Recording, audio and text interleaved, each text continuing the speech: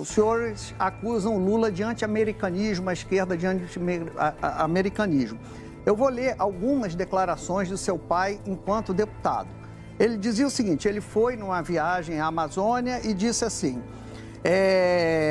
chegou ao meu conhecimento que um capitão norte-americano que faz parte do 8º Grupamento das Forças Especiais dos Estados Unidos, de nome Robert Cody, está na Amazônia porque claramente há interesse norte-americano em internacionalizar a Amazônia. Então ele está acusando os Estados Unidos de infiltrar um oficial para internacionalizar a Amazônia.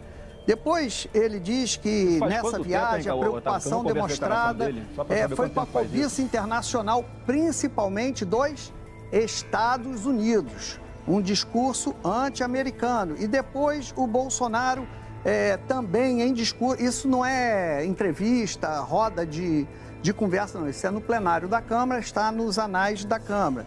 Então ele diz assim, quanto mais tempo ficamos sem saber o que temos dentro da Amazônia, melhor será para os países do primeiro mundo, em especial os Estados Unidos. Então ele acusa os Estados Unidos de tentar roubar a Amazônia do Brasil, vê os Estados Unidos como inimigo. Então, por que houve essa mudança de um país ameaçador para um país no qual nós devemos baixar a cabeça e cumprir o que Trump quer? Olha, Otávio, você sabe de que época foi isso mais ou menos, só para saber qual era o contexto disso? Que ano foi isso? Faz 30 anos isso? 25? Só para ter uma ideia. Em que contexto isso aconteceu? O contexto, ele foi uma viagem, ele foi convidado para uma viagem para a Amazônia e chegou na Câmara e denunciou essa infiltração de um oficial americano, um discurso anti-americano, que vocês acusam Lula de fazer. Não, você está distorcendo as coisas, desculpa, Otávio.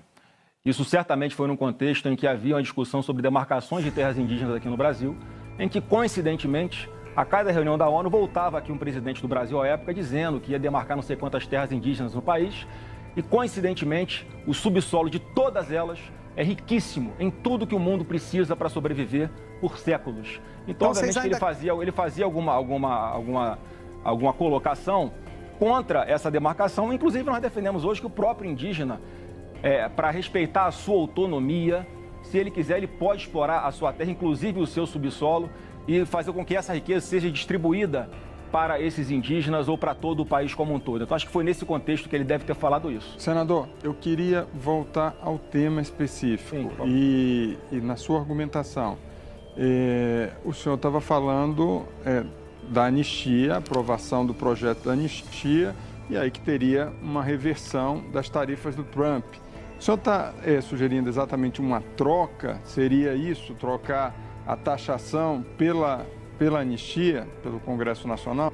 Amarote, primeiro que eu não tenho nem procuração para falar pelo Trump, obviamente. Eu não sei exatamente o que ele vai querer. Eu estou interpretando a carta dele.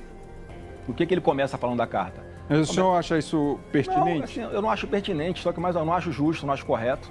Agora, mais uma vez, é a realidade. Ele começa a carta dele falando da perseguição, da caça às bruxas ao Bolsonaro, aos seus aliados, à sua família, o que é um fato.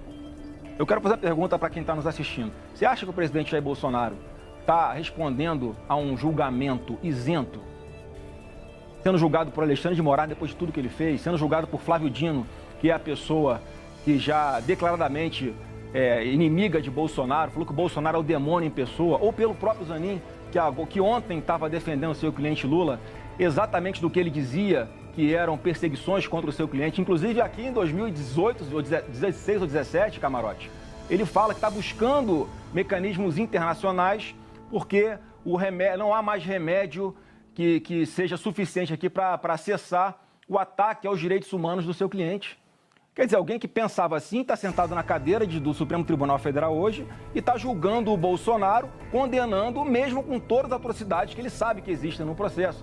Então, assim, esse é um julgamento injusto. Se o Bolsonaro tivesse com 3% nas pesquisas, não tinha ninguém falando de Bolsonaro. Agora, como ele está liderando e todos sabem que se ele estiver nas urnas no próximo ano, ele será o próximo presidente do Brasil, há essa preocupação toda. Eu só quero aqui aproveitar o espaço para falar que não tem que ter medo de Bolsonaro, tem que respeitá-lo e respeitar o eleitor de escolha quem ele quiser para comandar o nosso Brasil. É justamente um setor importante de quem votou no ex-presidente Jair Bolsonaro, poderia citar o agronegócio, o setor produtivo. São esses setores que estão sendo atingidos com essa taxação brutal, desproporcional e tem, como o senhor mesmo admite, um viés político, não tem uma lógica econômica por trás dessa taxação. Como é que o senhor responde para esses segmentos que apoiaram maciçamente a eleição em 2018 do ex-presidente Jair Bolsonaro e a tentativa de reeleição em 2022? Eu respondo, Camarote, que obviamente que eu acho que é injusto. É injusto. Agora, mais uma vez, a gente tem que resolver. E quanto antes nós resolvermos, melhor. Por isso nós temos até o dia 1º de agosto para aprovar, para começar alguma coisa, para começar a sinalizar de que o Brasil está disposto a voltar à normalidade. Porque eu me coloco muito, Camarote, no lugar das pessoas. Eu fico imaginando o que está passando na cabeça do Trump nessa hora. Ele deve olhar para a América Latina e ver o que está acontecendo na Venezuela. Deve pensar assim, eu vou esperar chegar nesse ponto para depois impor sanções às empresas brasileiras ou tentar fazer alguma coisa para que a democracia ali prevaleça, porque ali vai ser mais um bunker do meu concorrente mundial, que é a China. É isso que passa na cabeça dele. Então, se nós estamos aqui nesse momento discutindo como é que sai dessa enrascada, eu estou falando qual é o caminho. A gente sai dessa enrascada voltando o Brasil à normalidade. Para começar, eu estou dizendo aqui bem claro, para começar, eu imagino que é isso, que vai ser um gesto importante, é aprovar uma anistia ampla, geral e irrestrita, já que na carta dele ele fala claramente que é uma caça às bruxas a Bolsonaro. Então vamos acabar com a caça às bruxas ao Bolsonaro, que é o que a gente já tinha que fazer, independente de pressão externa, que todo mundo está fingindo que nós estamos numa democracia plena e só porque é contra o Bolsonaro pode. Vamos fazer um exercício aqui, Camarote? Pega esse processo do Bolsonaro e bota na capa Michel Temer. Já está todo mundo reagindo assim?